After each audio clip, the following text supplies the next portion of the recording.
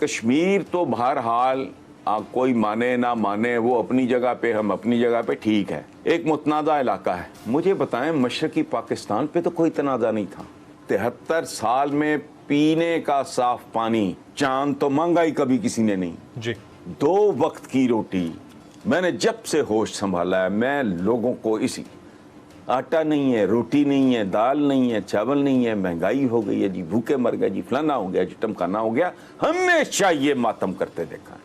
आज गालियां दे रहे हैं, कल पपियां ले रहे हैं, इनका छोड़ो आप। तो हसन निसार साहब, आप तिजारत के हक में हैं कि भारत के साथ जो तिजारत का फैसला पहले आया था उसको रिवर्स नहीं करना चाहिए था कैबिनेट की जानिब से, फेडरल कैबिनेट की जानिब से, आप ये कहना चाह रहे हैं? बिल्कुल नहीं, मैं तो 100% इसके हक में हूं। मुझे चंद सवालों के को जवाब दे दे। बात सुने, एक कॉमन सेंस की बात है ना, यहाँ तो कोई आपको समझा दे जी। मुझे कोई एतराज नहीं है समझने में, मेरा क्या इशू है। देखें, कश्मीर तो बहरहाल कोई माने ना माने, वो अपनी जगह पे, हम अपनी जगह पे ठीक है, एक मुतनाज़ा इलाका है। मुझे बताएं, मशरकी पाकिस्तान पे तो कोई तनाज़ा नहीं था। कहाँ गया? बिल्कुल क्यों गया? बहुत लंबी, बहुत भयानक एक किताब है, दालियां बीर उत्तम, आप समझ लो जैसे हमारा निशान हैदर है, बांग्लादेश का। उस किताब का नाम है बांग्लादेश एन अनटोल्ड स्टोरी। कभी पढ़ के देख लो आप। अच्छा, जो बाकी मानदा पाकिस्तान है, मुझे बताओ, जो हमारे पास है, जिस पे अल्हम्दुलिल्लाह कोई डिस्प्यूट नहीं, कोई रौला नहीं, कोई खप नहीं, हमारी हुकूमतें हैं और जैसी भी हैं अपना मुस्तहकम है, कोई रौला नहीं है उस पर, कोई डिस्प्यूट नहीं है उस पर। इसमें आम आदमी का हाल क्या है? 73 साल में पीने का साफ पानी, चांद तो मांगा ही कभी किसी ने नहीं जी। 2 वक्त की रोटी। मैंने जब से होश संभाला है, मैं लोगों को इसी, आटा नहीं है, रोटी नहीं है, दाल नहीं है, चावल नहीं है, महंगाई हो गई है जी, भूखे मर गए जी, फलाना हो गया जी, टमकाना हो गया, हमेशा ये मातम करते देखा है। मैंने जब से होश संभाला है, मैंने इस मुल्क की भारी अक्सरियत को 2 वक्त की रोटी के गिर्द भागते देखा है। उनका तो आप कर कुछ नहीं सके।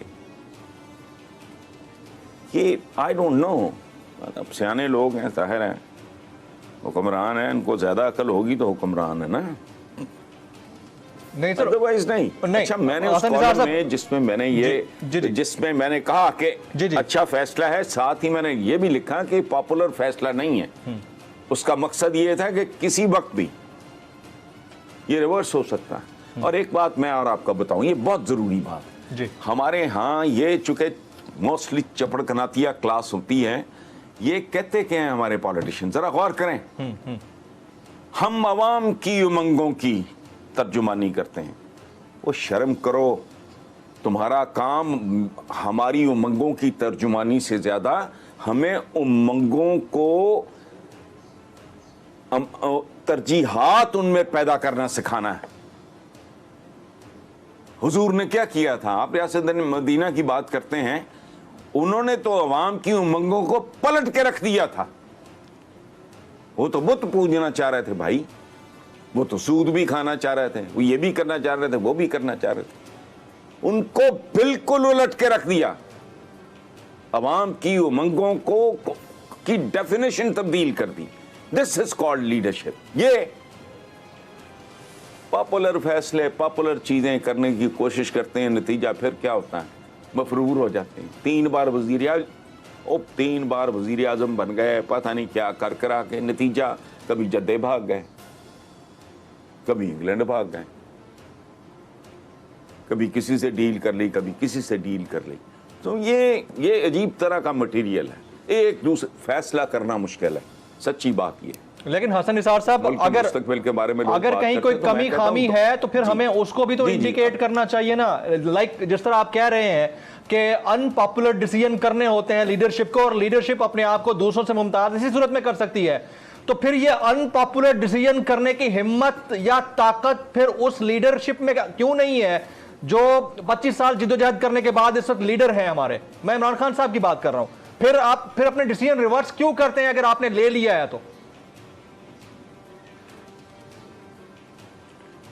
देखो, ये तो हिम्मत, हौसले, सकत और यकीन की बात है ना जी।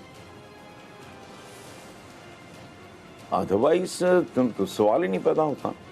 जिधर चाहे। दूसरी बात यह है कि जिंदगी में लर्न किए हुए को लर्न करना मुश्किल है कि लेकिन इससे करोड़ गुना मुश्किल काम है अनलर्न करना। सीखना मुश्किल है जिंदगी में, कुछ भी सीखना, लेकिन इससे कई गुना मुश्किल है सीखी हुई चीज को अनसीखा करना, अनलर्न करना। It's difficult to learn but it's more or less impossible to unlearn. अगर आपने वो गलत सीख लिया है आपने, तो एक माइंडसेट है। उधर भी तो इंसान ही बसते हैं ना क्रॉस द बॉर्डर। क्या हाल है उनका? जिनके अंदर ज़मीर है, जिनके अंदर ज़हन है, जिनका दिल धड़कता है, वो मरकंडे काटजू साहब जो उनके चीफ जस्टिस हैं, और बड़े खूबसूरत लोग हैं, बड़े अच्छे नाम हैं। हसन निसार साहब, आप ये कहना चाह रहे हैं कि कश्मीर का मामला इज ए सेपरेट थिंग, और अगर ट्रेड होती है तो it should have been treated as a separate thing, तो इन दोनों को दो अलग मामलात लेकर डिसेंसी के साथ चलाना चाहिए था, आप ये कहना चाह रहे हैं? जी, मैं तो जनरली यही समझता हूँ। ट्रेड उधर है और आपका झगड़ा है, वो आप उस पर कंटेस्ट करते रहो। आप झाड़ी पैदा होने के लिए कहते हैं एक मॉनसून काफ़ी होती है, लेकिन ओक ट्री जो है वो 100 साल में जाके जवान होता है। इसलिए ये इकोनॉमी को अगर आपको टर्न अराउंड वगैरह, ऐसा तो कोई जादू शादू वाला काम है नहीं। मैं तो डे वन से ये कह रहा हूं कि ये टाइम टेकिंग हो सकता है, अचीवेबल टारगेट है। उसमें भी देखें, बात सुने, ये अचीवेबल है कि नहीं है। ये 50s में जब मुसद्दक बहुत popular prime minister of Iran का तख्ता उल्टा, तो उस वक्त एक साबिक अमेरिकन प्रेसिडेंट का पोता उसको भेजा गया। उसने रिश्वत, धन, धौंस, धांधली, रिग्ड इलेक्शन और पता नहीं क्या फसादात, मार धाड़ करवा के पॉपुलर तरीन वजीर आजम का बेड़ा गर्क कर दिया, और उसको पूरी जिंदगी के लिए घर में नजरबंद करने के बाद वो शाह ईरान को उठा के ले आए।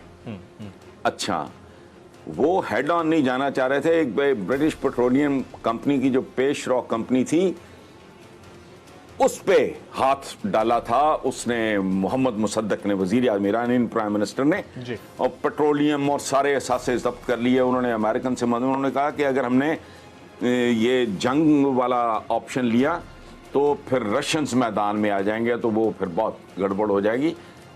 वहां से एक नए पेशे का, इकोनॉमिक हिटमैन जैसे मैं कह रहा हूं, आगाज हुआ कि अब मुल्कों को वो करते हैं, इक्तिसादी तौर पे क्रिपल करते हैं, इक्तिसादी तौर पे मुहताज बनाते हैं अपना, ताकि अपनी टर्म्स डिक्टेट कराई जा सके। मोटी तरीन, मैं जटकी मोटी बात कर रहा हूं, पढ़ के देख लें, आपको समझ आ जाएगी। आई डोंट नो, मैं तो I am not an insider ना जी, तो हम तो बाहर बैठ के अंदाजे लगाने वाले लोग हैं। और दूसरी बात यह है कि इकोनॉमी के बारे में, इकोनॉमी तो एक घर की, एक खानदान की एक दफा उजड़ जाए ना जी, बिखर जाए, वो संभालनी मुश्किल हो जाती है। इकोनॉमी मैं आपको अर्ज करूं कि एक बिल्कुल ऐसी है जैसे एक आदमी बहुत बड़ी गठड़ी में ना भूसा लेके, तूड़ी लेके वो जा रहा हो, तेज आंधी आ जाए और वो गठड़ी खुल जाए, जो तूड़ी या भूसा उसमें से निकलेगा उसे कौन समेटेगा? इकोनॉमी एक दफा ये पत्ते बिखर जाए ना जी, इसको समेटना को खालाजी का बाड़ा नहीं है। और एक खास तौर पे एक ऐसी कौम जो बहुत उजलत पसंद है, जिनके पास कोई रीजन, लॉजिक, रैशनल, जो हिमालय में दारुल हुकूमत करार दे रहा है जिन्नों का, जहां बंदा एक टीवी पे बैठ के और वो बाकायदा उसके साथ सवाल जवाब किया जा रहा है, तो इस लेवल की दुनिया में आप किसी को क्या समझाओगे? यार दूसरी बात यह है, पेट नहीं सुनता। मैं कहता हूं आप जो मर्जी कर लोगे, हमने ये तोप चलाई, वो तोप चलाई, लोगों ने अपने घरों के चूल्हों से पूछना है, खाली हंडिया बताएगी इकोनॉमी कैसी। Nobody is going to believe anybody. तो ये इतनी सी कहानी है और ये लंबा काम है। ये इनको आते ही बताना चाहिए थे, कौम को एतमाद में लेना चाहिए था कि आज जब हम आए हैं सूरत हाल ये है। इससे पहले पीपल्स पार्टी के दौर में ये थी, कर्जे इतने थे, फलां इतना था। एक फैक्ट शीट कौम के आगे रखते और उसको हैमर करते, उसको उसका फॉलो अप होता, लोगों को पूरी तरह एजुकेट करके एतमाद में लेते। लेकिन इनको तो खुद ही नहीं पता था कि हो क्या रहा है और हो क्या चुका है, वरना ये इस तरह की दावे तो ना करते रहते ना जी। इनका जो लेवल था प्रिपरेशन का, तैयारी का, वो जाहिर है सबको पता है उस पर क्या बात करें। अचीवेबल टारगेट्स की आप बात कर रहे थे हसन निसार साहब, अचीवेबल टारगेट्स क्या हो सकते थे गुज़िश्ता 2.5 साल में? Let's not compare it with last 4 decades. जाहिर है कि बहुत बड़ा टाइम है जो कि जिसमें हम बहुत ज़्यादा ज़ख्मी हुए इकोनॉमी के हिसाब से, वैसे भी एज ए नेशन। लेकिन 2.5 साल में क्या कुछ अचीव हो सकता था जो खान साहब की टीम नहीं कर पाई? और खुद पाकिस्तान पीपल्स पार्टी के सीनियर रहनुमा मुझसे गुज़िश्ता शो में बात कर रहे थे, वो कहते हैं कि खान साहब अगर तब्दीली कहीं पर है तो सिर्फ एक जगह पर है और वो पीएम हाउस में है और इस मुल्क का वजीर आज़म ईमानदार है। ये पीपल्स पार्टी के लोग कह रहे हैं और ये कहते हैं कि टीम उनके पास 3rd क्लास है।